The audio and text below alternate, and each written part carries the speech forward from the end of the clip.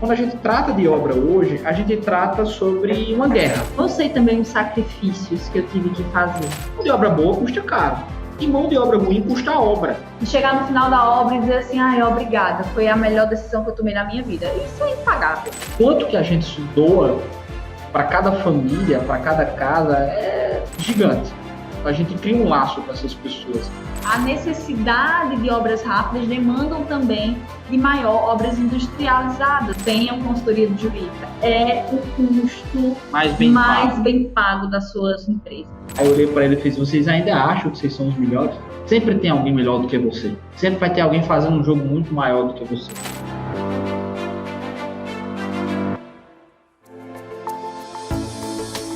Olá, seja muito bem-vindo ao Mais Controle Cast, o podcast da Mais Controle sobre gestão de obras, inovação e desafios da construção. Aqui conectamos você a especialistas e compartilhamos conhecimento prático para transformar suas obras e seus resultados. Eu sou Laila Machado e hoje está aqui comigo o nosso head comercial, Thiago Rezende. Tudo bem, Thiago? Tudo bom, Laila? Prazer estar aqui novamente e hoje bem especial. Vamos falar com pessoas aí muito queridas, tanto no lado profissional aí que eu admiro muito, mas um casalzão aí que no pessoal admiro demais também. Bom, hoje a gente tem dois convidados, como o Thiago falou, grandes parceiros, convidados especiais, Kaique Macedo e Alane Nicásio, que são proprietários do Grupo Macedo, que entrega construções de alto padrão, com nível de gestão de alto nível e experiência fora da curva. Pessoal, sejam muito bem-vindos, é um grande prazer ter vocês aqui com a gente. Prazer é nosso de estar aqui mais uma vez contribuindo e trocando experiências aí com o Mais Controle, né? Que é uma ferramenta que a gente usa e já faz uns bons anos. E nos ajuda a ter essa gestão de alto nível que você falou. Hoje a gente vai criar polêmica de alto nível também. Kaique, pelo amor de Deus. Bom, pessoal, para quem não conhece vocês, né?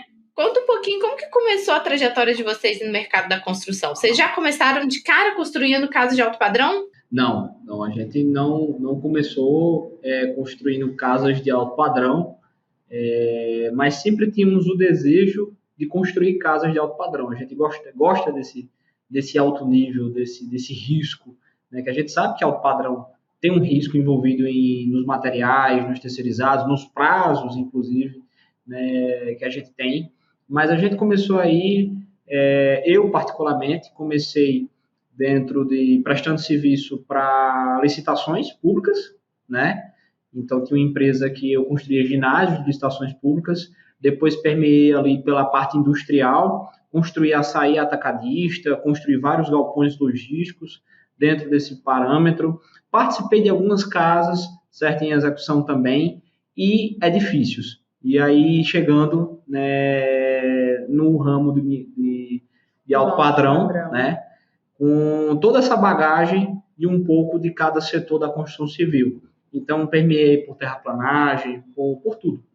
E trabalhar com alto padrão, ele é um desafio porque quando a gente decidiu entrar, ele demanda de você um olhar muito crítico e clínico para cada um dos serviços, um padrão de qualidade muito excelente. Então, a gente tinha que implementar isso na nossa primeira casa já. Quando a gente decidiu migrar para o alto padrão, a nossa primeira obra, a gente basicamente pagou para trabalhar. O custo que o valor que nós cobramos para administrar essa obra foi muito irrisório. Basicamente, empatamos, porque, de fato, para a gente entregar uma obra de alto padrão, a gente tem que furar a bolha. E era uma casa que tinha uma estrutura bastante arrojada, que tinha uma visibilidade grande no condomínio, porque era um lote por onde você passava nesse condomínio em questão, você via essa casa, e aí a gente fez, não, é hora da gente entrar, se a gente quer trabalhar com alto padrão, foi também uma sacada de vislumbrar a necessidade do mercado local, não vou mentir, né, a gente trabalha por amor, a gente trabalha com amor, mas ninguém trabalha de graça, então a gente queria de fato, trabalhar nesse mercado de alto padrão, porque tinha uma perspectiva de crescimento muito grande, que a gente tem aqui na nossa cidade. É uma cidade interiorana? Mas a gente tem uma grande quantidade de condomínios horizontais em lançamento no momento, né? Tinha essa grande quantidade de condomínios horizontais em lançamento, uma grande expansão, uma migração de apartamentos para obras residenciais, então a gente via essa necessidade de trabalhar com obras de alto padrão, né? Então a gente basicamente pagou para entrar, e quando pagamos para entrar, executamos essa casa com rigor ao projeto arquitetônico, que é algo que o cliente de alto padrão busca. É um projeto que está idêntico ao projeto que foi aprovado, né, uma execução idêntica ao projeto que foi aprovado, e foi assim que a gente entrou no mercado de alto padrão, entregou a primeira casa, a segunda, a terceira, a quarta, a quinta, e aí foi. E uma coisa muito importante a ser falado, né, disso daí, eu acho que muita gente também fala, houve uma migração pós-pandemia, né, das pessoas de apartamento para casas. A gente já tinha entregado algumas casas de alto padrão. Algumas casas já de alto padrão, só que qual é o grande não era o nosso foco empresarial. Porém de tudo isso? O grande porém de tudo isso é que a cidade, assim como qualquer outra cidade no Brasil, ainda tinha continua tendo, né, aquela falsa ideia. Os clientes tinham aquela falsa ideia de contratar um pedreiro, contratar um empreiteiro, contratar um mestre de obras, e a gente sempre via que 95% dos casos, para não ser hipócrita dizendo 100%, tinham dor de cabeça, né? Tinham prejuízos, né? Não saía conforme o projeto arquitetônico, porque simplesmente essas pessoas não têm experiência do que fazem. Né? A experiência que eu digo não é de abafar um pilar, não é de rebocar uma parede, não é de soltar um prumo, não é isso. A experiência que a gente fala é a experiência técnica, né? Para entender, para solucionar problemas, tratar com alto padrão. Eu falo que é mais fácil a gente subir um prédio de 20 andares do que a gente fazer uma casa de 700 metros quadrados. Porque o nível de detalhes, o escopo de um projeto, e a Alana pode falar sobre isso também, o escopo de um projeto, né, as interferências que nós temos em uma casa de alto padrão, desde o cliente ao arquiteto, ao terceirizado e assim sucessivamente, são gigantes. E o desafio para o engenheiro em si, o engenheiro que vai executar, né, é ainda maior, porque você tem que gerenciar, na maioria das vezes, algumas crises dentro do canteiro de obras, certo? Algumas faltas de informações. Então, a gente sempre fala que no Brasil, em alguns pontos, a gente troca a turbina do avião com ele em turbulência, para ele não cair. Não é nem ele no ar, é ele em turbulência. E assim sucessivamente. Então, assim, a tratativa de relacionamentos com os clientes. Então, assim, a gente foi envolvendo, foi entendendo, né, o gargalo que tinha o alto padrão de fato e a necessidade do cliente e foi trazendo isso para a nossa empresa. E você sabe o que é curioso, Laila, Kaique, Alane? Aí é pessoal, é uma experiência pessoal minha, né? A gente sabe que quando o cliente é de alto padrão, em geral a exigência também é maior, né? E 2 anos e meio atrás, 2 anos e meio, 3 anos, quando a gente começou a conversar e tudo, eu comecei a acompanhar mais de perto o trabalho de vocês, também na mentoria, foi a primeira construtora que eu vi ensinando, né? Não digo que é a primeira que fez isso, mas que eu vi realmente ensinando a experiência do cliente, né? Como entregar um projeto, como entregar ali escopo, cronograma, parte de gestão, como fazer ali, né, a experiência do cliente ser diferenciada também por estar no nicho do alto padrão, principalmente. Então, realmente, assim, né, vocês não tinham... o foco inicial não era esse, mas quando vocês resolveram migrar mesmo para isso, vocês entraram de cabeça e de forma bem diferenciada, assim, não só na execução, mas na experiência. Isso é bem bacana. E como o Kaique comentou, né? A gente é perfeccionista, a gente gosta de fazer as coisas com muita perfeição, com muita precisão. Então, não é só a construção da casa, né? Até o cliente chegar, pegar a chave dele, é uma experiência também que é proporcionada. E quando o cliente, o que a gente fala sobre experiência e o que a gente traz para o nosso negócio, a gente não tem medo de mostrar o que a gente faz, porque todo mundo pode fazer. Mas aquela questão, a fórmula de um bolo, o Alan fala muito sobre isso. Você tem a fórmula do bolo da vovozinha lá. Ela passa de geração em geração, mas nunca ninguém consegue chegar como ela fez. Porque existe um toque, existe algo a mais, que só ela conseguia fazer. Então, a gente passa. Então, cada um vai ter o seu toque. Então, por exemplo, eu vou dar um exemplo para vocês. A gente se inspira e traz muito isso é a experiência Disney. A imersão de um cliente quando chega na Disney, o que é que ele traz de volta na bagagem? Não são os brinquedos, não são as coisas, mas é aquela experiência encantadora. Então, por exemplo, aqui na nossa empresa, inclusive a gente já postou isso e falamos para alguns clientes, toda época junina a gente dá um brinde, e um dos brindes mais encantadores que nós damos, a gente já deu vários, mas o que eu mais gostei foi o que nós demos ano passado, onde ele foi feito à mão. Ele não foi só feito à mão, ele foi feito à mão por uma pessoa muito especial, que gostava disso. Então a gente fez uma caricatura numa panela de barro, preta, Xilogravura. Xilogravura, né? Xilogravura.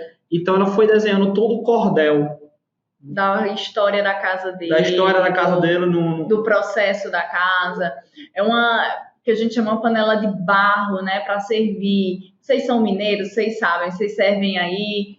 Eu já fui em vários restaurantes aí, vocês usam também para servir aí o feijão tropeiro de vocês. E a gente serve aqui para servir, sei lá, uma buchada, um picado, uma feijoada. Então, a gente fez justamente para que eles, quando morassem na casa, pudessem servir nesta panela com a xilogravura da história deles, da casa deles. Sensacional.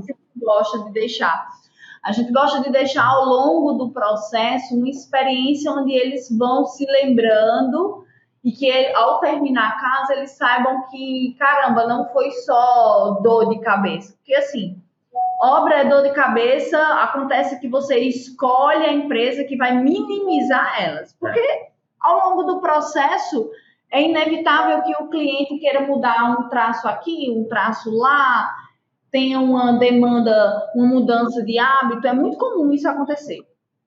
Aliás, uma obra de alto padrão, ela não dura, com exceção dessa que a gente está fazendo, né, que é disruptiva, que é de 8 meses, mas a maioria das casas duram mais de 1 ano, 1 ano e meio. Então, imagine 1 ano e meio. 1 ano e meio eu engravidei e tive Otto, né, meu filho?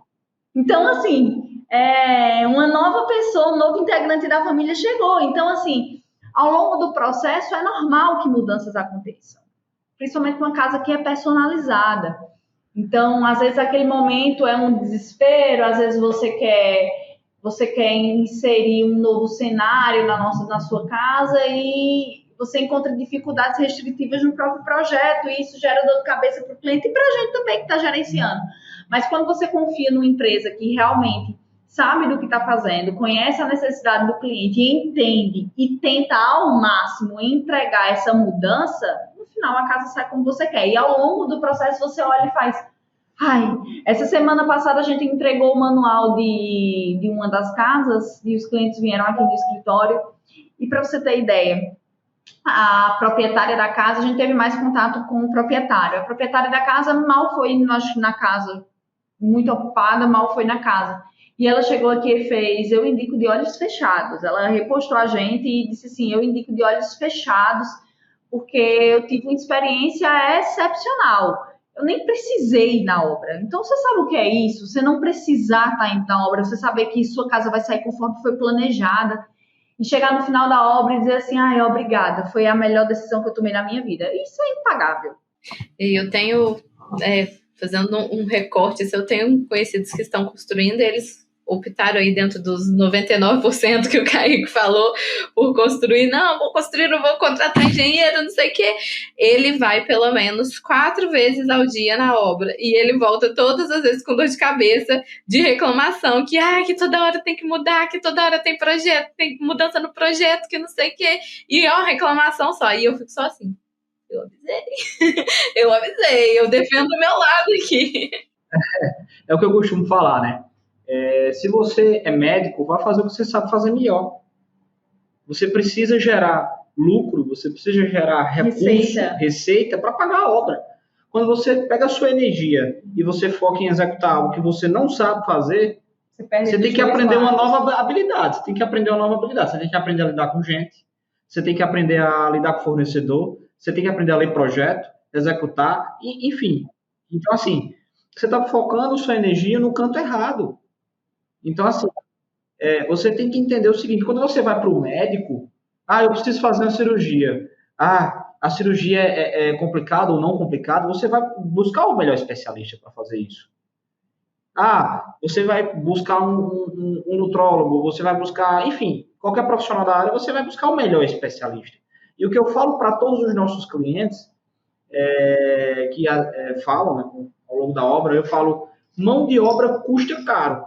Mão de obra boa custa caro. E mão de obra ruim custa obra. Então é basicamente isso. Então, se você não pagar bem para executar uma casa de alto padrão, você vai pagar caro por não ter pago bem para uma mão de obra correta. E a gente tem inúmeros casos para tratar sobre isso que a gente vive ao longo do dia, ao longo da vida, né? De clientes que às vezes optam, eu vou fechar com um pintor do meu amigo, eu vou fechar com um pintor que já trabalhou comigo numa reforminha pequenininha lá em casa, e aí, o que é que vocês acham? Não, a gente acha que é importante ser uma pessoa com mais experiência. Ou então eu vou fechar com um eletricista que trocou uma lâmpada lá de casa para fazer uma automação, para fazer um obra de negócio. alto padrão, primeiro, que foi algo que a gente tratou aqui logo no início, que é justamente essa questão. Quando a gente migrou para o alto padrão, a gente migrou cheio de processos, né, que precisam ser seguidos. Quando a gente faz uma obra industrial, ela tem um prazo apertado, projetos já definidos inicialmente, porque tudo é amarrado para gerar o menor custo para a empresa entrar o mais rápido possível no mercado, né? Obra industrial é básica em faturar mais rápido, né? E o projeto ele tem que ter o mínimo de retrabalho possível, porque é um investimento que está sendo feito e para o mercado comercial em si, enfim, né? Eu tenho que gastar menos para lucrar mais. Então, o famoso payback, né? Ela tem que dar o maior payback possível. Então, a gente tem todos os projetos, a gente tem que dar o maior retorno possível, né? Ela tem que... a gente tem que ter tudo bem amarrado inicialmente para que a obra ela flua, os processos sigam e a gente tenha o menor retrabalho. Quando a gente migra esse tipo de gestão para o alto padrão, quando a gente diz assim, a gente trouxe gestão do setor industrial, do setor comercial para o alto padrão, muitas vezes as pessoas entroncham o bico achando que a obra vai ser executada como? Não, é o sistema, é o nosso rigor de gerenciamento, tá? Essa obra agora que a gente está fazendo, que a gente vai falar um pouco sobre ela, a gente precisa desse rigor com fornecedores, com acabamento, né? O centro de qualidade da gente atua rotineiramente. Agora, antes de começar no podcast, a gente já questionou um problema que teve nas bancadas que precisa ser resolvido até final dessa semana, porque já vai entrar os móveis planejados. Então, isso aqui a gente não vai passar. Troca agora e a gente já resolve essa questão. É vocês falando aqui, eu recebendo fotos do setor de qualidade, vídeo, foto das bancadas, da instalação, e eu disse, isso aqui não passa, isso aqui não passa, isso aqui não passa, isso aqui não passa. Coloca no diário de obra do Mais Controle e sobe para o sistema. Faz o relatório e sobe para o Entendeu? sistema. É basicamente isso. E aí, é onde o Mais Controle entra no nosso dia a dia, né? O Mais Controle a gente fala que está no nosso sangue, todos os dias. Então, por exemplo, uma situação como essa aqui, não passou no nosso setor de qualidade, para onde é que vai? Para o diário de obras. Esse diário de obras tem respaldo jurídico. Por quê? Aí vamos explodir aqui. O cara instalou a bancada. Aí o cara instalou a bancada, o nosso setor de qualidade, olha como é complicado trabalhar com o padrão. É uma bancada que custa R$2.000 um metro quadrado. Aí ele instalou a bancada. Tem um destaquezinho ali, beleza. Mas espera aí. Aí eles entregaram o serviço, não entregaram? Qual é a nossa função como alto padrão? É receber ou não o serviço. Se passou pelo nosso setor de qualidade, se não foi registrado no diário de obras, a partir de então é nossa responsabilidade assumir aquele prejuízo. Quem é que vai me provar que não fui eu que destaquei ou foi um funcionário meu dentro de todos os outros terceirizados que estão na obra, de 35 funcionários lá dentro? Então, ou a gente é rigoroso na nossa entrega, ou nós somos exigentes, chatos na nossa entrega, ou então nós seremos exigidos. Né? Ou a gente... Na verdade, a gente é exigido todos os dias por quem nos paga. E trabalhar com alto padrão é isso. Quando o cara fala assim, eu trabalho com alto padrão. Tá. Quanto você trabalha com alto padrão? Em que nível você trabalha com alto padrão?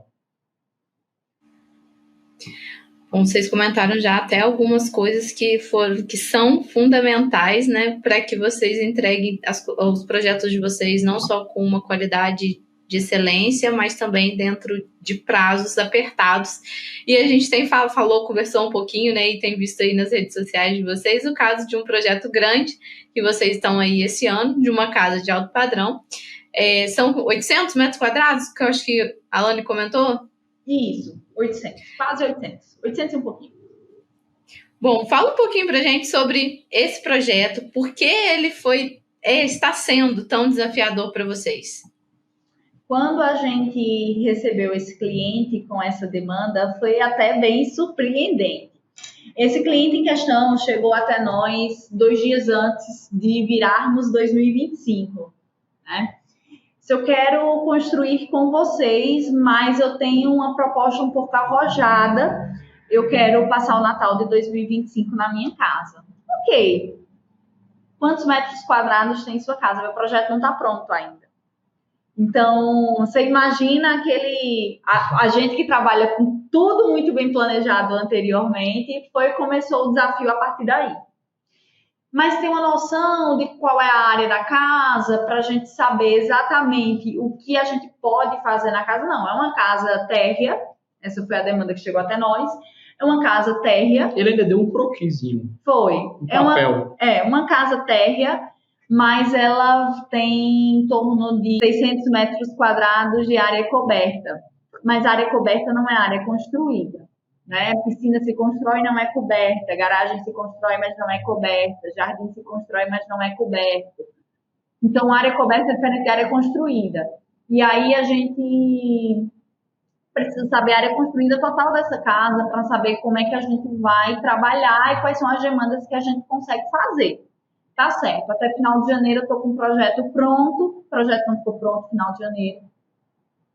E aí ficamos naquela, e aí essa casa vai dar tempo ou não vai dar? Então aquele prazo que era de 12 meses passou para 11, passou para 10 meses, 9 começou a se encurtar porque o projeto não tinha rodado nem na prefeitura ainda. E aí o que foi que a gente fez?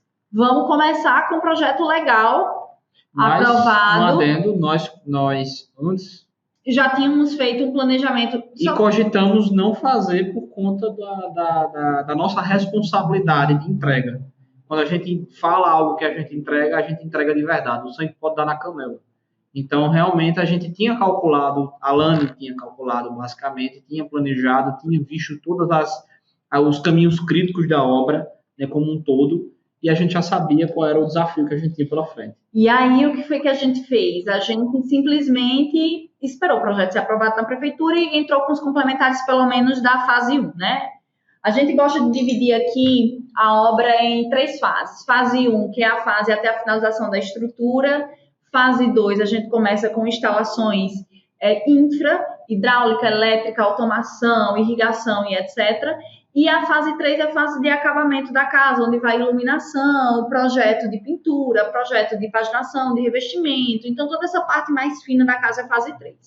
Então, imagine que a gente tem um cenário já que é rotineiro aqui, que a gente tem um problema bastante para assertividade de planejamento e orçamento, que isso dificulta muito, é que os arquitetos da nossa região, eles não entregam todos os complementares já pronto. Por exemplo, ele fechou o arquitetônico com o cliente, mas fechou o interiores, e o interiores ele vai entregar na metade da obra. Então, aquilo que eu tinha planejado para automação, para infra de elétrica, para infra de hidráulica, pode ser totalmente mudado com o projeto de interiores, que vai ser posteriormente aprovado. É uma cultura daqui da região. É uma cultura. Então, a gente encontra bastante dificuldade para planejar. Então, nossos orçamentos, eles têm que ter bastantes folgas financeiras para isso. E tem que ter bastante, o planejamento também tem que ter bastante gordura de folgas, que é o que eu chamo, né? As gorduras dentro do caminho crítico. Então, quando a gente imagina, por exemplo, um armário da sala, ela pode ter 10 metros de fita de LED, como pode ter 50 metros de fita de LED. Não pode ter nenhuma. Como pode ter nenhuma, depende do planejado. Então, isso é só definido no projeto de interiores, o que dificulta para mim a orçamentação da instalação dessa fita de LED, o tempo de execução. Então, para mim, isso dificulta bastante. Quando a gente pegou esse projeto, a gente só tinha os complementares dessa fase 1, que é a fase de estrutura. Então, imagine que eu tinha 8 meses para entregar a casa, com o projeto arquitetônico legal aprovado e os complementares só de estrutura e fundação lá feito. Então, o que foi que a gente fez? Para essa obra acontecer, a gente vai industrializar ao máximo os serviços que dependem da gente. Porque na fase de acabamento, queira quer não tem como a gente industrializar. O processo, ele é manual.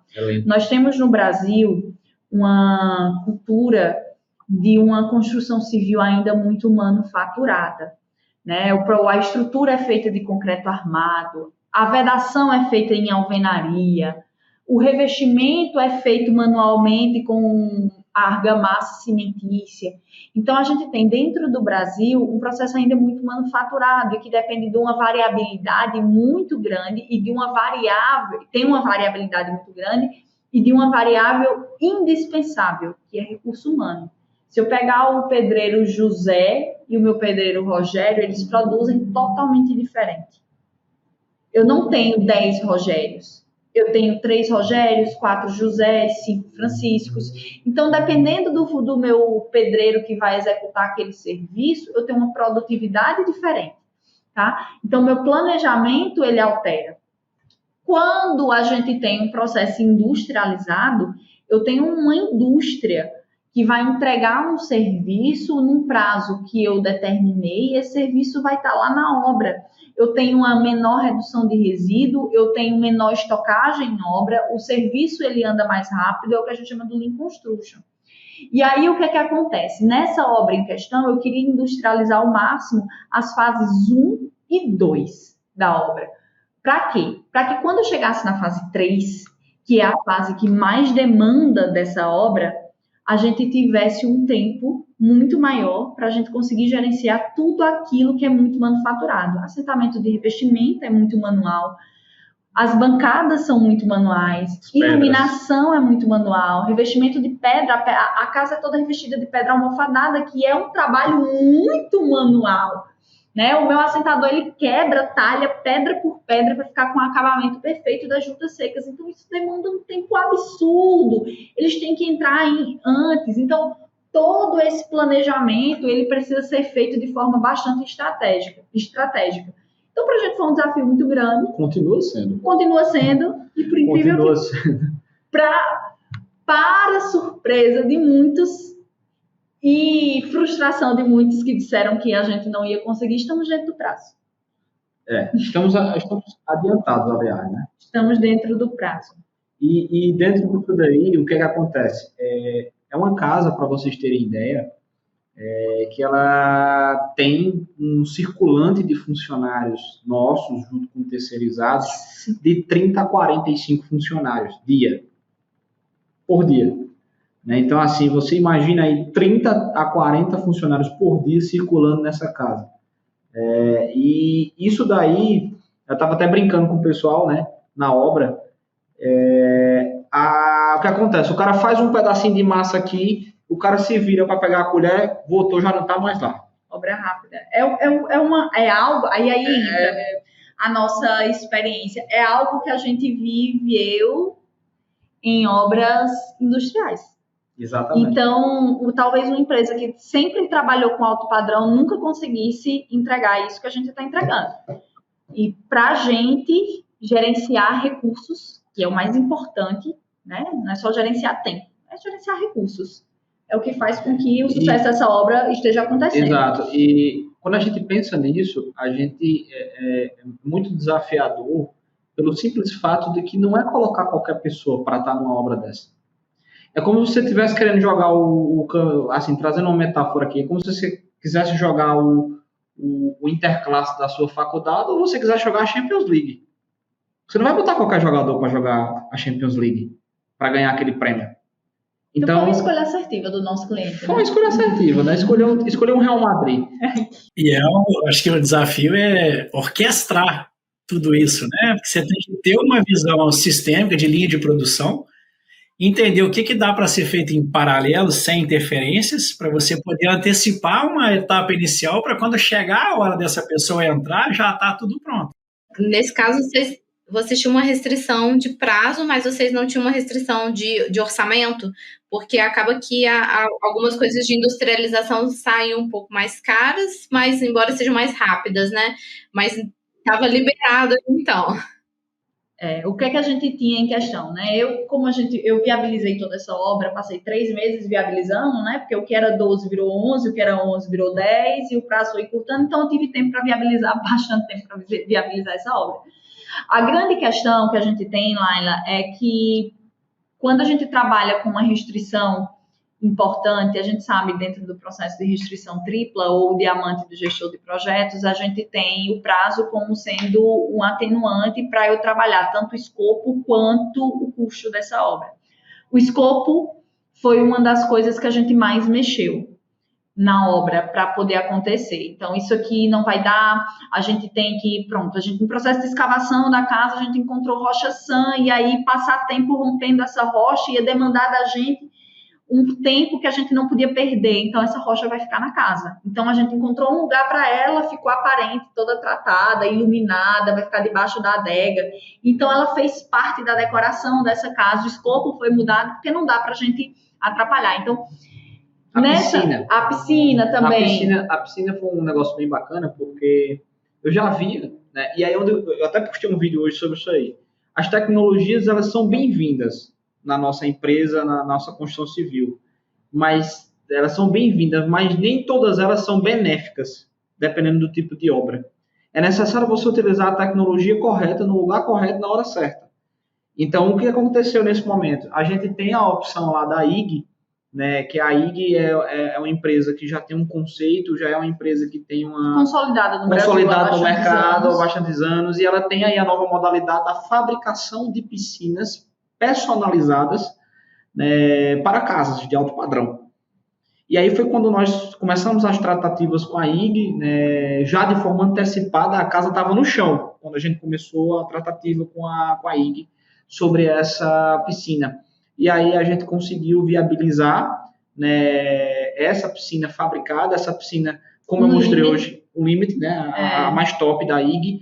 Essa piscina não foi feita na obra, não foi pastilhada na obra, não foi rejuntada na obra, nada foi feito na obra. Ela só foi colocada na obra. Ela só foi encaixada na obra. Então, foi uma solução industrializada também que nós trouxemos para além da estrutura metálica, além do drywall, né, e aí vem toda a tratativa disso daí.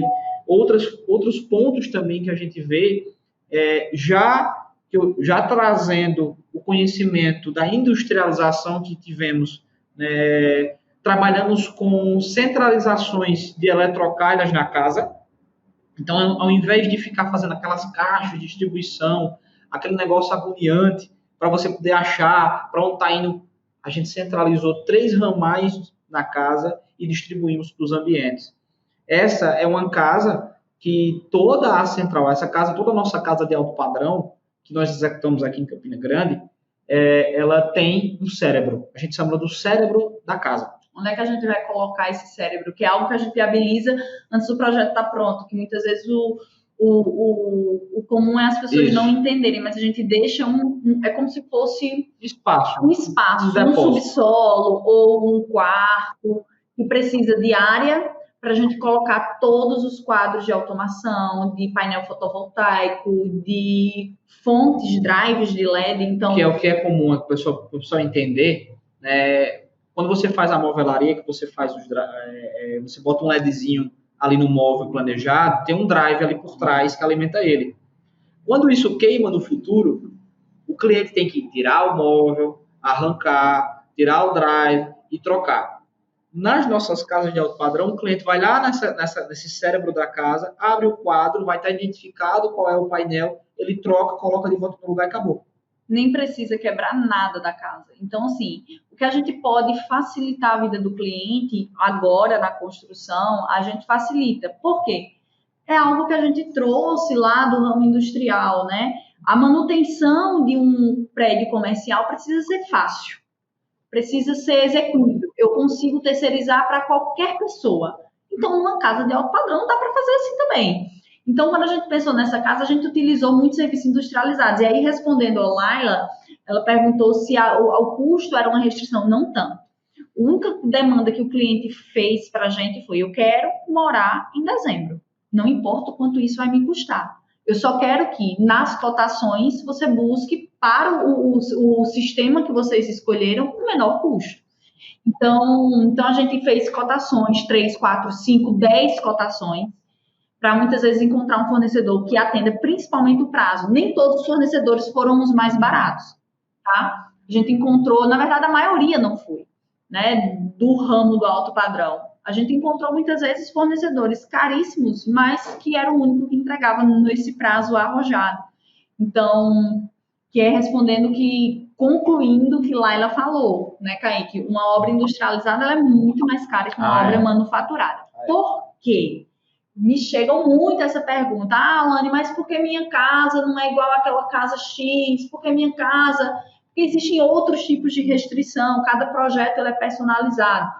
Uma obra industrial no Brasil, ela é mais cara? Sim, devido a quê? Quando a gente está num país subdesenvolvido ou em desenvolvimento, a gente tem um excesso de mão de obra de base, coisa que não acontece em países mais desenvolvidos, onde a gente tem uma migração dessa mão de obra de base para qualificação. Então, a demanda dessa mão de obra, a oferta dessa mão de obra de base começa a diminuir, o custo aumenta. Eu tiro isso pelo meu assentador de pedras naturais de fachada. O custo dele é muito, chega a ser 5 vezes o valor que um assentador de porcelanato coloca. Por quê? Porque eu tenho só aqui na minha região 3 pessoas que façam esse tipo de serviço. Então, a oferta diminui, o custo dessa mão de obra aumenta significativamente. Quando a gente tem uma redução dessa oferta dessa mão de obra de base, que é o que acontece em países subdesenvolvidos, onde as pessoas elas tentam a migrar para um processo mais qualificatório, a gente tem um custo do processo mais manufaturado, do processo mais artesanal, começa a ficar mais caro, e aí industrializar é a solução. Aqui, e outra coisa, existe uma demanda maior em países desenvolvidos de obras mais rápidas, porque o setor comercial ele é muito aquecido. Então, a necessidade de obras rápidas demandam também de maior obras industrializadas. E aí, esse custo de industrialização começa a reduzir. No Brasil, não. A gente tem um país que ainda é em desenvolvimento, um país grande, mas que ainda não encontrou seu caminho, infelizmente. E aí ele não consegue se desenvolver comercialmente, atrativamente. Se a gente olhar no cenário global, o Brasil está muito aquém de vários países do seu tamanho. E aí, muitas vezes, países menores, que é um país novo, né? A gente não tem o Brasil como sendo um país republicamente mais velho, né? A gente tem um país republicamente novo, um país ainda que está tentando encontrar seus caminhos a trocos e políticas controvérsias ao longo de vários anos, né? A gente passa de direita para esquerda, direita para esquerda, direita para esquerda há muito tempo. E essa mudança política dificulta bastante com que a gente tenha uma redução de custo industrial. Então, obras industriais no Brasil, que é algo que eu tento explicar para os nossos clientes, elas tendem a ser mais caras. Para mim, essencial seria trabalhar com obra industrializada. Quanto mais eu industrializo, menos eu tenho de variabilidade nos meus serviços e eu consigo padronizar mais.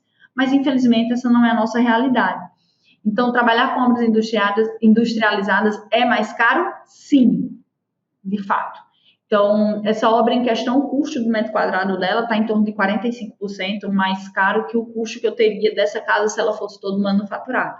Tá? Então, a obra é mais cara sim, mas a gente não está comprando só o serviço industrial, a gente está comprando tempo, né? Para alcançar aí o Natal deles em 2025. Digamos que ele comprou aquele ticket rápido da Disney.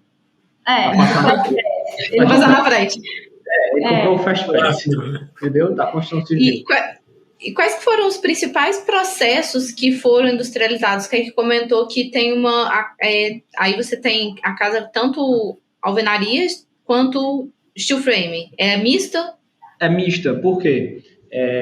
Aí é uma resistência mais minha, particularmente. Eu não confio tanto na placa cimentícia como uma placa de vedação externa. Eu sou meio receoso. Então, assim, como a gente dá garantia dos nossos imóveis, eu prefiro trabalhar com aquilo que eu vou ter o feijão com arroz. Então, assim, claro que dentro da norma, a gente teve aí o drywall, a gente teve tecnicamente a estrutura metálica, tivemos a piscina que foi fabricada na fábrica, né? E utilizamos boa parte das argamassas que estão sendo utilizadas, elas são argamassas industrializadas, vêm direto da usina, né? Não foram feitas em obra, né? E, dentre isso, tecnicamente, é como o Tiago falou, é a orquestra. É a orquestra de pessoas trabalhando em paralelo, isso graças ao planejamento de obras, que a gente entende, que a gente lê e que a gente visualiza, né, quem pode começar o quê, qual é a frente de serviço que está sendo liberada, quem é o fornecedor. A gente vai lá para aquelas 4 estrelinhas que a gente tem no Mais Controle, de classificar o melhor fornecedor em prazo, custo e qualidade, né, dentro da nossa empresa, para saber quem nos atende mais rápido. Então, é isso que a gente tem feito aí para acelerar ainda mais o processo. Estrutura metálica, fundação, concreto armado, que de fato precisaria ser concreto armado. Vedação externa, blocos de concreto, né? Mas aí a gente fez toda a amarração conforme demanda a norma, telado, então 0 fissura. Vedação interna, drywall. Piscinas pré-fabricadas. Escadas pré-fabricadas. Bancadas pré-fabricadas. Iluminação veio junto com o forro. É impressionante como é orquestra. Você falou de orquestra e eu revivendo aqui as sequências da obra.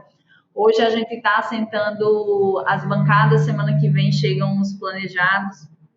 E é engraçado, porque os nossos fornecedores, a gente tentou industrializar o máximo. Até serviços que são manufaturados, a gente tentou industrializar. Por exemplo, bancadas geralmente que são montadas em obra, elas já vieram prontas. Então, a empresa ela só chegou ontem as bancadas, em menos de 30 minutos já tinham colocado. A cozinha toda. A cozinha toda, então estava lá assentada. O forro, fechando o forro, a iluminação vindo, colocando a iluminação, o pintor vindo emassando. Então, eram 3 equipes na sala acontecendo simultaneamente por faixa. Se você visse a foto, eu tenho essa foto, 3 equipes. O pessoal do drywall colocando um andaime, assim, ocupando a sala toda da casa, que tem quase 200 metros quadrados a sala tem. Então, imagine o andaime todo, ocupando a sala toda. Você passava se agachando, assim, debaixo dos andaimes. Então, numa faixa eu tinha o drywall, na outra faixa eu tinha iluminação, na outra faixa eu tinha equipe de pintura. Então, assim, é uma linha de produção impecável, que faz com que aconteça. Outro ponto, não tivemos contrapiso nessa casa, que é algo que fizemos nessa casa. Isso foi uma briga, viu? Foi uma briga. A Alana fez, faça o contrapiso. Eu fiz, eu não vou fazer o contrapiso. A gente vai fazer como faz obra industrial. Então, a gente concretou o steel deck com piso com concreto para piso polido. Então, inclusive, eu contratei uma empresa para fazer o polimento e tudo mais. Na hora que estava fazendo. Na hora que a gente estava fazendo. Então, eu contratei essa empresa. Então, quando chegou na hora de bater os níveis para colocar o porcelanato, até o cara do porcelanato chegou e fez, rapaz, tu é maluco. Tu não tem juízo, não. Eu fiz, rapaz, são técnicas que a gente aprende dentro da engenharia que a gente vai utilizando. Então, não tivemos contrapiso. Quando eu fiz, eu até brinquei com ele. Eu fiz, pode bater o nível aí, bate o nível. Pode bater o nível, bate o nível a laser aí. Se você encontrar algum desnível aí gigante, eu pago todo o concreto a você. Aí ele bateu o nível, rapaz, não tem nenhum desnível. Aí as pessoas ainda disseram, mas como foi que vocês deram as quedas das áreas molhadas? As áreas molhadas nós concretamos 3 centímetros, 4, dependendo do tamanho da área molhada, abaixo. A gente tinha um pano de laje e aí a gente fez um gabarito de acordo com o projeto arquitetônico. A gente fez um gabarito com um sarrafo de 3 centímetros abaixo, 3 a 4 centímetros abaixo. E aí quando chegava nesse gabarito, o concreto passava e ia concretando nas outras áreas. E aí depois a gente concretava essas áreas abaixo. E ficou o rebaixo. E aí, nesses pontos, a gente puxou o contrapiso. Exatamente. Que aí um dia puxamos o contrapiso de toda a casa. Então, assim... Foi tudo calculado, metricamente calculado. Milimetricamente. Por quê? Porque o contrapiso, ele era uma premissa importante para o drywall entrar. Isso. E eu não queria que a gente perdesse tempo batendo mestra, puxando o contrapiso da casa, esperando dar cura, para poder colocar o drywall. Não, a gente vai flopar todo esse piso, vai colocar piso polido, acabamento de piso industrial, o concreto foi para piso industrial e aí ele ficou. Mas ele não ficou o piso industrial, não tá? ficou polido. Aí eu só fiz flotar, né? Então, quando eu flotei, eu deixei só ele de forma com a aderência necessária para a C3 colocar e o porcelanato colocar. E tá lá até hoje. Vocês fizeram gravações? Eu sei que vocês são mais low profile nessa parte, assim, né? Mas isso dava uma série, cara, sem brincadeira, de tanta coisa específica. É muito técnico, muito técnico. Ficou só aqui na minha cabeça pra gente vender consultoria depois, né, meu amor? Mas aí o que a gente fez no Instagram da empresa tem as gravações dos avanços da obra. Tem. Mas era surpreendente, porque assim, o pessoal ia gravar, por exemplo, gravou a concretagem do piso. Gravamos essa concretagem do piso, explicamos como é que funcionou. Isso foi até engraçado que a equipe de gravação estava gravando essa semana lá no Alphaville. Aí ele fez, rapaz, isso é aquela casa que a gente gravou a concretagem há 2 meses atrás? Aí eu fiz, isso não, foi em outro canto. Eu fiz, essa casa. Não, é impossível ser essa casa. Entendeu? Então, assim... E assim, eles gravavam, aí gravava a concretagem do piso. Aí quando saiu o vídeo pra gente postar, a casa já tava com um drywall fechado. Não tinha como a gente acompanhar a gravação em tempo real. Não tem. Aí tem que gravar de novo. Já tá com drywall, vamos lá gravar. Quando a edição saía do vídeo, a casa já estava pintada, a iluminação já estava colocada. Então, piscou, por exemplo. A gente tem embaixo da casa 3 grandes pilares que o cliente ficou na dúvida se revestia ou pintava. E aí, como era todo o pilar já estava de concreto, se for para revestir de pedra natural, não precisaria, enfim, deixar o reboco bem perfeito para a pintura, né? Quando ele decidiu isso, já estava tudo rebocado. Já estava tudo rebocado quando ele decidiu. Ele foi num dia, ele chegou no outro, eu falei, eu acho que eu vou colocar pedra mesmo. Já está rebocado? A gente coloca aqui em cima, não tem problema. Então, essa flexibilidade também, que é algo que a gente dá para o cliente, né? Definindo, pronto, era uma premissa importante também. Essa obra, houve a necessidade de uma demanda minha era que não houvesse mudanças. A gente aumentou quase 100 metros quadrados de área da casa. Teve mudança na casa. Teve uma adega. Como que foi gerenciar isso para ainda assim essas mudanças caberem dentro do prazo? Aí a alocação de recursos e o cliente ter contratado o time de Champions League. Porque não adianta, né? Ser só vocês jogando um jogo e o cliente outro, né? Tem que estar os dois bem disponíveis e dispostos a realmente fazer algo muito diferente, muito disruptivo. Eu brinquei da série porque é muita coisa diferente do que a gente vê no dia a dia e o desafio muito grande, né? E quando a gente vai escutando isso, é lindo, assim, né? Não precisa nem de falar o quanto vocês amam o que vocês fazem, porque eu e Laila tá só... Eu tô só de espectador aqui, fiquei com vontade de visitar a obra, falei, nossa, dá vontade de visitar essa obra. A imersão esse ano eu ia fazer com o propósito dessas pessoas visitarem essa casa. Não vai dar. Não dá, gente. A gente está tão focado na entrega dessa casa e nos outros projetos que nós temos. A gente tem uma outra casa de 600 metros quadrados que a estrutura é extremamente complexa. É o telhado assim, ó. Inclinado 45 graus. A coberta de laje inclinada 45 graus. Que nós começamos essa casa... A estrutura e infra dessa casa, em 3 meses a gente entregou a estrutura completa. É gigante a casa. Está no nosso Instagram também, no Grupo Macedo. Também em 3 meses a gente entregou essa casa. Então, assim, é uma orquestra, de fato, Tiago, que é muito mais gestão de pessoas, recursos humanos, do que qualquer outra coisa. Então, assim, você saber em quem você coloca. Quando a gente trata de obra hoje, a gente trata sobre uma guerra. Quem é o time de guerra que a gente vai colocar lá? Então, a gente tem que ter o pensamento que a Alane falou do Lean Construction e ter um sistema de produção Toyota. Então, quem são os meus melhores carpinteiros?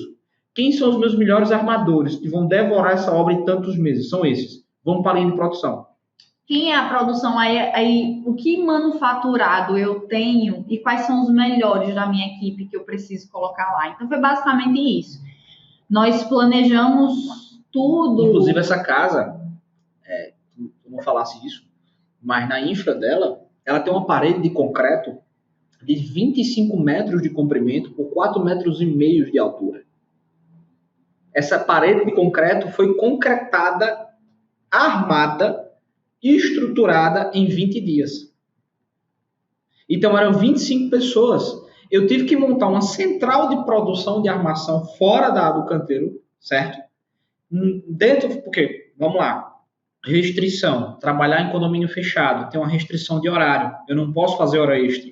E a gente tem um outro problema aqui dentro, porque o condomínio só deixa ligar equipamentos a partir das 8 horas. Das 8 horas da manhã. E meus funcionários estão na obra de 7 às 5. Então, eu perco 1 hora por dia dentro desse condomínio. Então, assim, são vários outros percalços que a gente está falando aqui. Vai lembrando ao longo do processo que também a gente teve que gerenciar. Né? Então, a gente criou uma central de armação de fim de semana em um galpão próximo ao condomínio. E aí eles armaram toda a casa. Toda a fundação da casa, né? Porque a única coisa de concreto armado que a gente teve na casa foi a fundação e a laje steel deck. Então, a gente teve tudo armado. E aí, na segunda-feira, um caminhão descarregou todas as armações já e a gente só colocou no local. E começamos a produzir. Produzir as formas e concretou. Vocês estão falando, eu de 2010 a 2022 eu trabalhei em outro mercado, né? Era mercado de ferrovia. A gente fabricava trem, metrô, VLT, e 2022 que eu vim para a construção civil. E o conceito é exatamente o mesmo. Linha de produção, atividades em paralelo, fabricar fora o que consegue fabricar fora para chegar e trabalhar no formato de plug and play.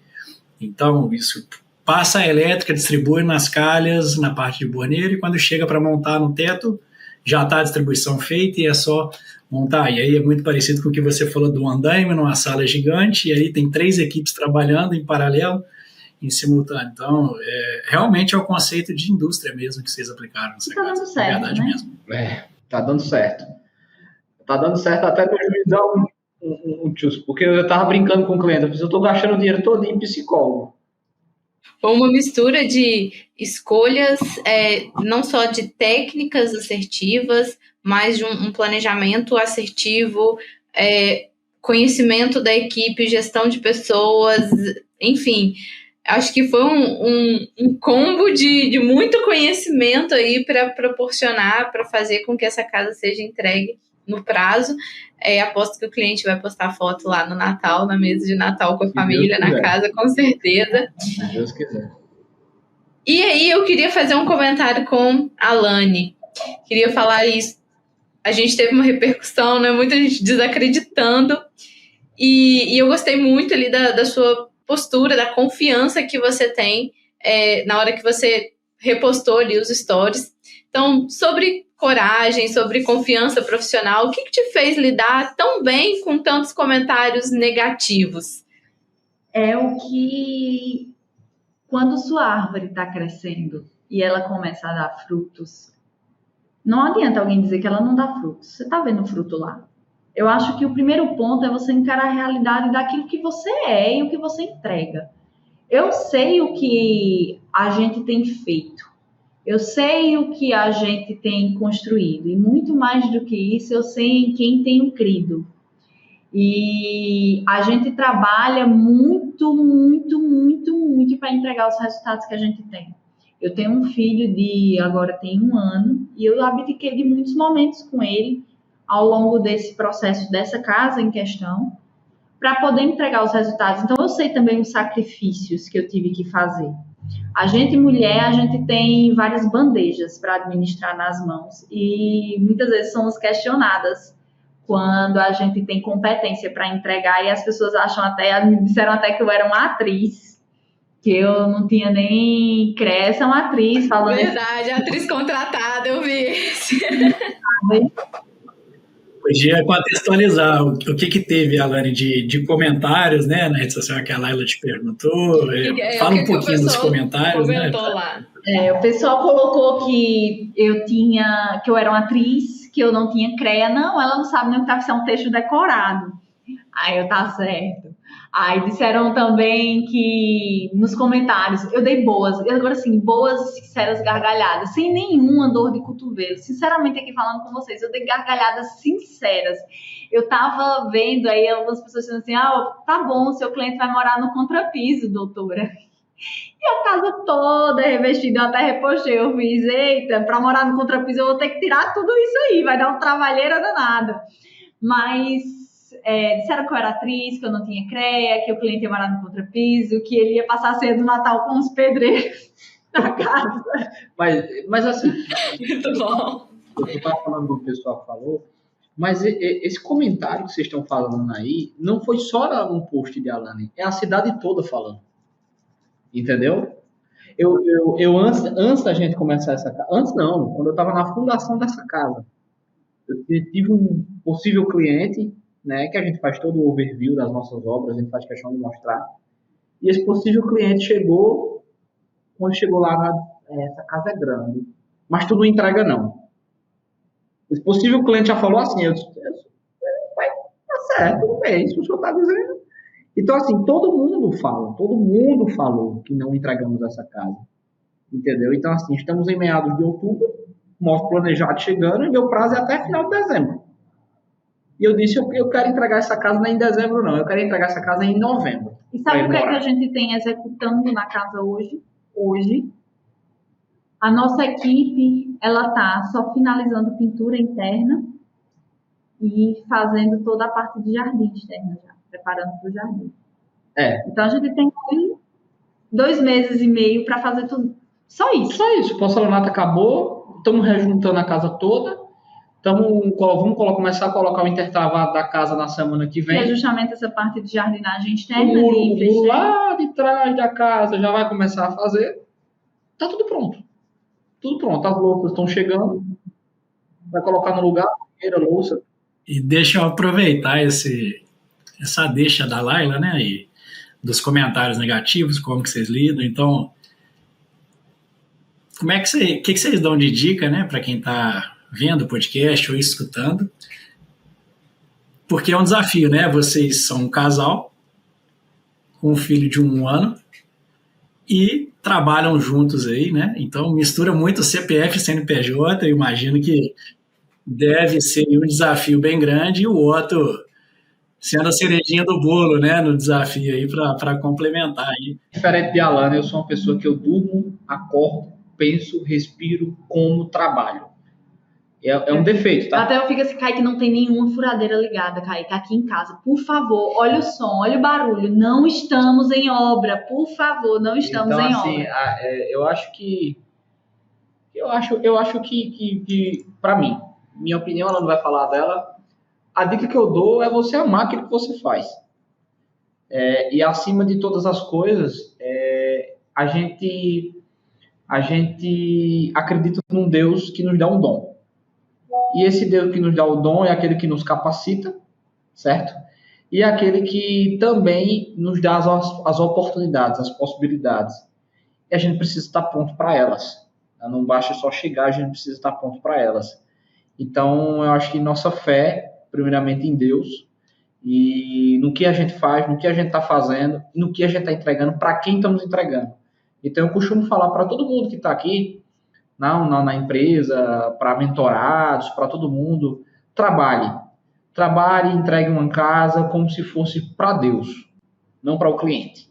Que eu acho que se você entrega o melhor para Deus, então se você entrega o melhor para Deus, você sem sombra de dúvida vai trabalhar entregando o melhor de si, para cada imóvel. Então o quanto que a gente se doa para cada família, para cada casa, é gigante. A gente cria um laço com essas pessoas. A experiência ela é completa, de amizade, de tudo, né, no contexto. Então, assim, quando a gente fala para os clientes, relaxa, igual o Cristiano Ronaldo faz, relaxa, eu estou aqui. Então, relaxa, eu estou aqui. E eu vou resolver o problema. Eu vou fazer o negócio acontecer. Que é uma das coisas que, às vezes, a gente vê até nos próprios clientes, né? Duvidam muitas vezes do processo. E o processo de construção não é um processo fácil. E a gente que está na frente disso, primeira coisa, você tem que confiar em você mesmo. Você não pode duvidar. Se você duvida da sua capacidade, cara, eu acho que eu não vou conseguir. Você não vai conseguir. Você já está entrando com um fracasso carimbado na sua testa. Então, a primeira coisa é você confiar em você mesmo. Vai ser difícil? Vai, mas não tem outra opção, eu tenho que entregar. Quando o cliente chegou dessa casa em questão para a gente, ele fez uma pergunta para mim, 3 vezes eu dei 3 respostas diferentes para a mesma pergunta. Ele fez a mesma pergunta e a primeira pergunta que ele fez, nós vamos morar nessa casa? A primeira resposta que eu dei foi, vamos trabalhar para isso. Ele fez, eu não estou fazendo essa pergunta para você, não estou perguntando se você vai trabalhar para isso. Estou perguntando se nós vamos morar nessa casa em dezembro. Aí eu fiz, tudo indica que sim. O planejamento que eu fiz aqui, os fornecedores, tudo indica que sim. Ele fez, a resposta que eu quero é sim ou não, Alane. Nós vamos morar, isso antes da obra começar. Nossa, que pressão! Aí eu fiz, vocês vão morar na casa em dezembro, pronto. Perguntando isso com a caneta na mão para assinar, né? Sim. Mas assim, vamos lá. O cliente também, e traz a minha ressalva aqui, é um cliente muito inteligente. É um cliente que a gente gosta de trabalhar com clientes assim. Ele é construtor, ele é engenheiro civil. Ele é engenheiro civil, ele trabalha com corporação imobiliária, entendeu? Ele constrói e é um grande empresário. Se formou na mesma universidade que eu me formei, então, foi mentorado pelo mesmo professor que me mentorou. São clientes também, e eu vou falar para vocês também, a diferença dessa casa também está no cliente, certo? O cliente também faz total diferença para uma casa ser entregue ou não. Para o sucesso do empreendimento. E o sucesso do empreendimento. Então, nós estamos todos no mesmo barco. Eu quero entregar, ele quer morar. Então, é um cliente fora da curva também. Todos os nossos clientes são fora da curva, certo? Mas a gente está falando em específico desta casa. Entende certo? Quando mudanças podem ser feitas, quando mudanças não podem ser feitas, intervém mínimo na obra. Isso. Em questão de escolha de fornecedor, importante. Isso é interessante, porque aí mesmo tendo conhecimento, né? Mesmo tendo conhecimento, isso é interessante, porque às vezes a gente encontra... Às vezes, nós, como administradores de obra, principalmente quando chega nessa parte de acabamento, a gente faz, não feche com X fornecedor, porque você vai ter dor de cabeça na entrega, na qualidade do serviço, e às vezes o cliente, não, mas eu quero fechar, e fecha, e acaba atrapalhando nossa execução. E quem tem que resolver é a gente depois, no final de tudo, né? Então, assim, o cliente também é um cliente que é fora da curva, também, assim como todos os outros, e de fato, trabalhar com... Eu vou falar uma frase que está sendo comum hoje. Pressão é privilégio. Então, pressão é privilégio de poucos. Se você está sendo pressionado, é porque existe algo a ser extraído de você. Então, se ele pressionou a Alane, é porque existe algo a ser extraído dela. Então, é porque existe uma responsabilidade que ela sabe dar conta. Então, assim, o que todo mundo está escutando aí em casa aí se você está sendo pressionado, gente, não sei se você é empresário, não sei se você é funcionário, não sei se você é engenheiro, estudante, estagiário, o que for. Se você está sendo pressionado num lugar que você está hoje, é porque você tem algo a ser extraído. Então, assim, um diamante, ele não se torna diamante se não houver pressão sobre ele. Então, basicamente é isso. Então, é importante que isso aconteça. Bom, muitas lições aí. Queria ir agora com vocês para um ping-pong final. São 3 perguntinhas rápidas aí. Pode ficar à vontade se vocês quiserem responder primeiro Kaique, depois a Alane, ou se vocês quiserem se complementar, fique à vontade. Um erro que vocês não querem repetir. Eu acho que um contrato mal revisado. Isso. Um contrato mal revisado, mal acordado, isso é um erro que eu não gostaria de repetir. Contratem consultoria jurídica, pessoal. Vocês que estão escutando, tenham consultoria jurídica. É o custo... mais bem pago das suas empresas. Com certeza. Contrato mal revisado. Contrato mal revisado, mal assessorado. Eu acho que isso é uma falha que a gente não gostaria de repetir. Uma decisão pode ser uma ferramenta que mudou a rotina de vocês. Pode ser livro, tecnologia, método, algo que mudou aí a rotina de vocês. Mais controle. Mais controle. Não é porque eu estou no podcast de vocês não, tá, gente? A gente não está sendo forçada. É o mais controle de fato. A gente vende aquilo que a gente usa. Então, o Mais Controle foi diferenciado. E, assim, é tudo num só lugar. É o planejamento. Nós já tivemos inúmeras Ah. ERPs na obra e o Mais Controle é o que, além de ser mais completo para a gente, ele entrega tudo que a gente precisa. Tudo, de planejamento, a gestão de custo, a gestão de fornecedor. Transparência com os clientes. A gestão de medição.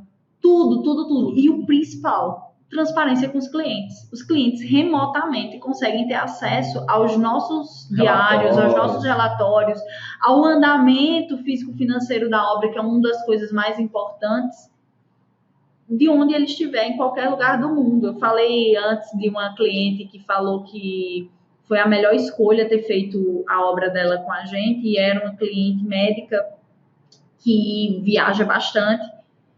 E assim, como é que ela acompanhava a obra? Como é que ela sabia como é que a obra dela estava? Não tem outra ferramenta. Sem ferramenta é impossível, né? Só se gerencia o que se mede. Primeiro, para a empresa que está gerenciando, a gente precisa de dados e uma ferramenta que entrega dados de forma muito mais fácil, sem tanta elaboração, sem tanta... porque diante de tantas ERPs que tem no mercado, a maioria demanda bastante integração, demanda bastante plugin, e para a empresa ter, para gerenciar as obras, a empresa ter que ter inúmeras ferramentas em simultâneo é um problema gigantesco. Isso está naquela X, isso está naquela Y, isso está naquela Z. Não, Mais Controle é tudo em uma só. É só digitar Mais Controle online, remotamente, em qualquer lugar. Não preciso estar no escritório, eu não preciso de um drive vinculado ao meu escritório. Está tudo lá. Online, remotamente. A gente tem Mais Controle, de fato. De fato mesmo. E aí, por último, uma dica que vocês queiram deixar aí para o pessoal. Uma dica, eu vou tentar falar em 1 minuto. Sim. Confie no processo. Saiba que você tem muito a melhorar. Pense sempre que o seu eu do futuro tem que ser melhor do seu eu de hoje, e o que o de hoje é indispensável que ele seja melhor do que o seu eu de ontem. Se a ordem tiver ao contrário, você está falhando. Confie num Deus. E aí eu vou um conselho a Alane, não só o Grupo Macedo, mas a Alane. Confie no Deus do impossível, no Deus de Abraão, Isaac e Jacó. Entregue os seus negócios a ele e vá seguindo, como se você estivesse fazendo para ele. Acredito que a excelência está sempre em você, entregar o melhor e querer sempre ser melhor do que ontem você já foi. E é isso. Cresça. Basicamente é isso. Busque crescer. É indispensável que a gente entenda. Muitas vezes a gente fica na inércia da vida, achando que do jeito que eu faço já tá bom e não tenho que melhorar. Sim, meu amigo. Tem muito que melhorar. Todos os dias. Todos os dias a gente precisa melhorar alguma coisa da nossa vida, da nossa empresa. Se a gente fosse acomodar achando que a gente é o melhor, é igual eu fiz um teste com os nossos funcionários da obra, né, engenheiro, todo mundo aqui. Eu cheguei para eles e disse, rapaz, a gente estava executando uma casa grande, né? A gente está executando grandes casas aqui em Campina Grande e tal. Somos os melhores, somos os melhores, tal, não sei o que. Beleza, deixa eu postar um vídeo aqui para vocês. Eu coloquei uma casa de 85 milhões de reais em São Paulo. Gigante essa casa de 7 mil metros quadrados. Aí eles assistiram a casa gigante, um projeto assim fenomenal. Aí eu olhei para ele e fiz, vocês ainda acham que vocês são os melhores? Sempre tem alguém melhor do que você.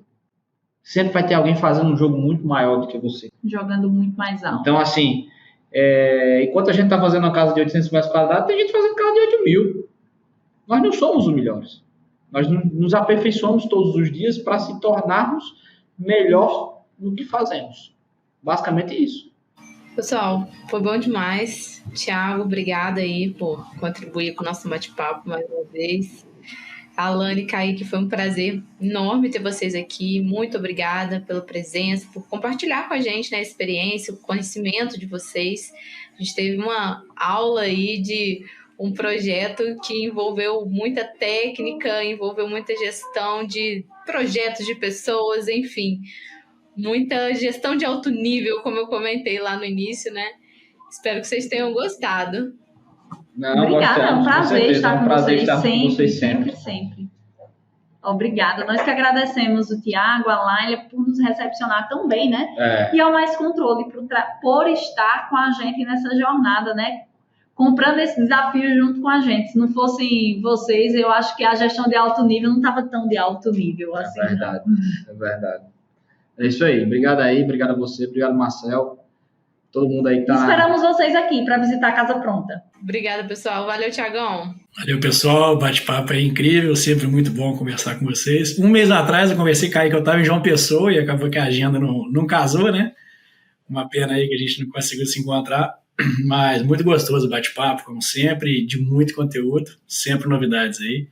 E obrigado aí por essa aula que a gente teve aqui, de verdade mesmo. Pessoal, eu tenho certeza que esse conteúdo vai ajudar muita gente que acompanha aí o Mais Controle Cast. E você que nos ouviu até aqui, se gostou do episódio, siga o Mais Controle Cast e compartilhe com os colegas interessados no mercado da construção. Isso nos ajuda a levar conhecimento a ainda mais profissionais. Fiquem ligados nos próximos episódios, a gente vai ter mais convidado especial e mais temas que fazem diferença no dia a dia de quem constrói. Eu sou Laila Machado e esse foi o Mais Controle Cast. Até a próxima!